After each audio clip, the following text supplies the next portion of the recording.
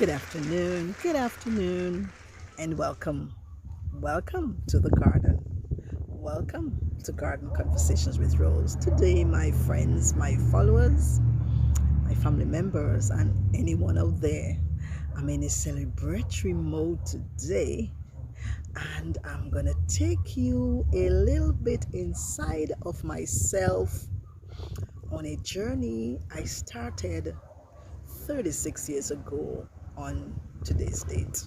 I'm talking about my entry into the teaching profession as an educator, January the 2nd, 1986. I have always said that teaching has called me because I remember clearly as a child, from about probably the age of 7 or even before, I've always taught. I have taught my nieces and nephews I had at the time, taught the neighborhood children when it's the weekends and vacation, and my cousins around that same time as well. And so once I had completed my A levels in 1985 and had been home for a couple of months, unemployed, a little anxious about making a living and contributing to the household. After being turned down several times, I thought and said, maybe I should go into teaching after all. I think I have the knack for it. I think my personality gives me a good chance of doing well, I've always taught. And so, as a little novice and a little timid girl that I was, with the qualifications, of course, I did the application. And I remember being asked a very strange question by the interviewer, one of them, and felt a little put off by it. The question was, why do you want to teach? You're not from Antigua. Why do you want to teach here? And it wasn't the question that was the issue, it was the tone behind it. I tend to read between the lines a lot and go deep when people speak. So already I picked up on a little bit of nasty nice.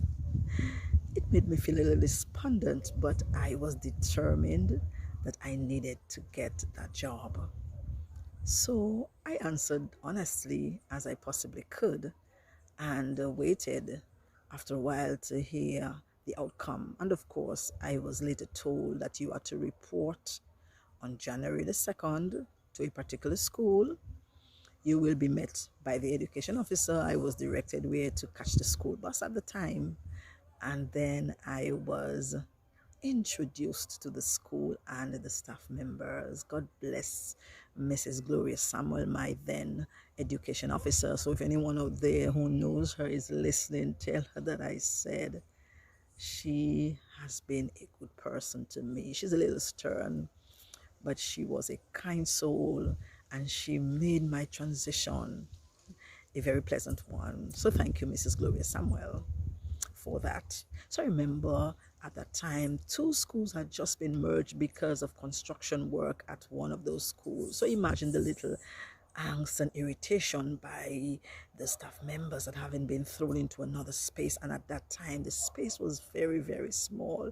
So only the infant section, now known as kindergarten, was cordoned off, whereas every other class from the grade 2 all the way up to the senior 3 were housed in a very tight spot. At those times, it was only one small building, with the principal's office being just a tiny space at the back of the stage. And I remember as I was introduced that an unsavory remark was made about she being a rookie, being new, and asked to teach the seniors. But in the same breath, the same persons then said, see what you can do with them. I can't speak the Antiguan dialect so well after 38 plus years of being here, but they basically said they can't handle the students, so you can just do what you want with them.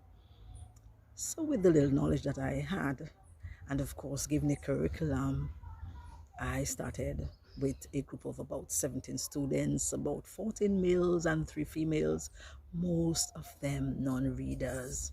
So there again, I had to pull out all the stops as a rookie, doing excessive reading, trying to get my students. I remember one youngster said to me, I can go become a fisherman. I don't need to be here.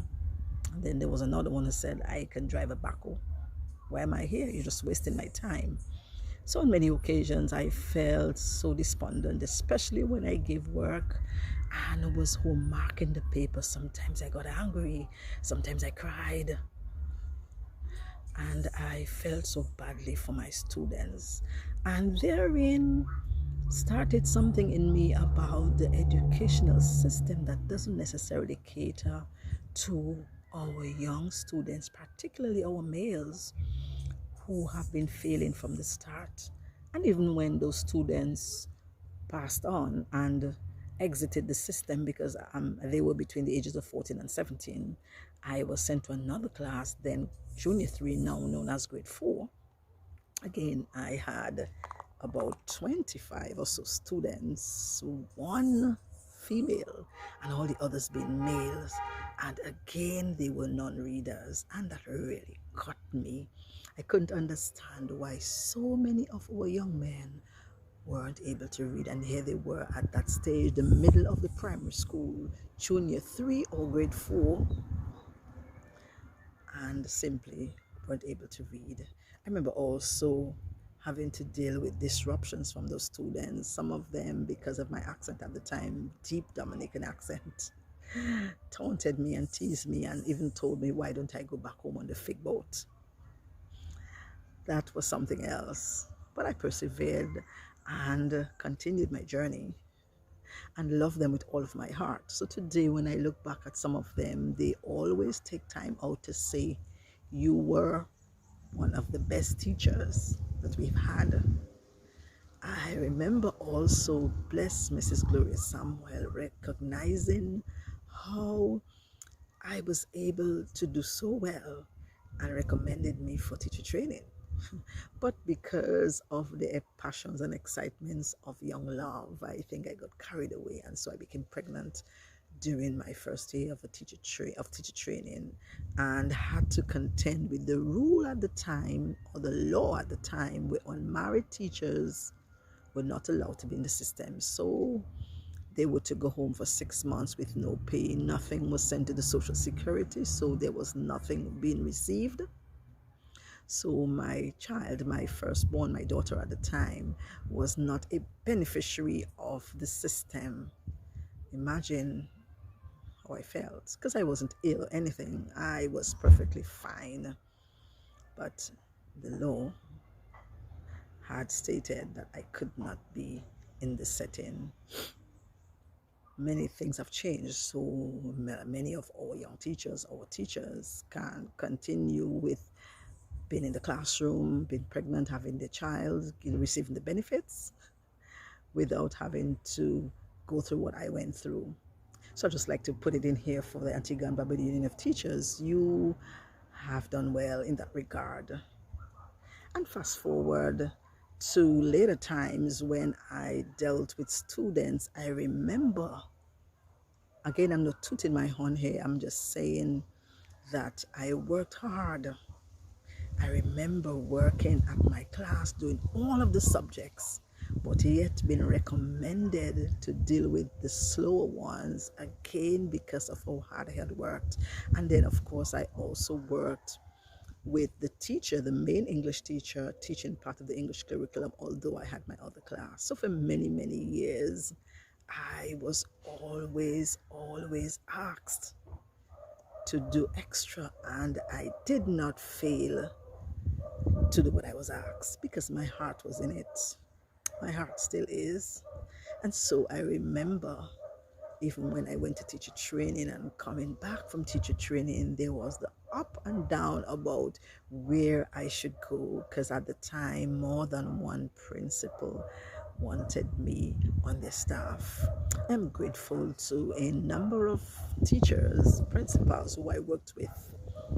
And although I wanted to be in the secondary school when I started my journey, I'm thankful for all of the experience I garnered in the primary schools. It set the tone. So after 20 something years of being in the primary school and moving over to the secondary level, it wasn't such a big deal for me because I once again got to deal with teenagers, reminding me of the first group of students that I had. And the primary schools and the secondary schools are very different in a lot of ways. There are still a lot of similarities, but I think the environment is a little different. But I think I fared out pretty well. And during my tenure and my journey as a teacher, I've seen a lot of things. So, besides my students who struggled when I entered the secondary system again, it was right there in my face the issues that our young people had, particularly our males. And my heart always went out. I remember on several occasions going out to students in the corridors and encouraging them because they did not want to be at school. And I said to them, you got to do what you got to do. Stay out of trouble. Try to listen. If the instruction that is being given to you isn't going to kill you, comply. You won't be here forever. Stay out of trouble. Do your work. Stay out of the teacher's face, and you'll get out of here in good time and you'll do well. So when they see me on the street up to today, they always point me out and say, here goes my teacher, here goes my deputy principal, because that was my role when I entered the secondary department. I have been privileged to teach every single class or every single level at both the primary and secondary divisions. So I've taught from kindergarten all the way up to the seniors. But I promise you, the kindergarten is not one of my favorite spots.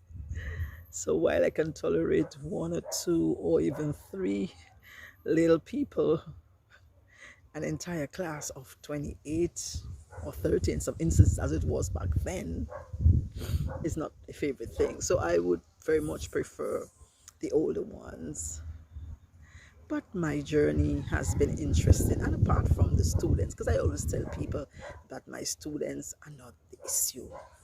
Having dealing with children so many years, I think I can get around dealing with them. The adults are the ones that tend to pose a little difficulty, because a lot of times children act because of how the environment was or is for them. So I want to urge any parent out there to be careful of the type of environment that you craft for your child. And if it is that you aren't able, get some help for your child. Too many children are still lacking the common manners, and too many of our young people, particularly these days, are falling behind. Where are you, parents? But the adults, so I've had to deal with some parents who have been pretty bad. And when I say bad, I mean the attitude. I've dealt with a lot of good parents as well who have commended me and would have appreciated my efforts, but I've dealt with those who weren't so good. I've also dealt with colleagues. I love my teaching colleagues, and I always stand up for you, doesn't matter what. But I've dealt with some colleagues who are not so much, I don't want to use a terrible word, but I've dealt with some colleagues who are just something else. I've also dealt with persons in authority, my fellow administrators, who are something else as well. So I've seen the good, I've seen the bad, I've seen the ugly, I've seen the worst, I've seen the best.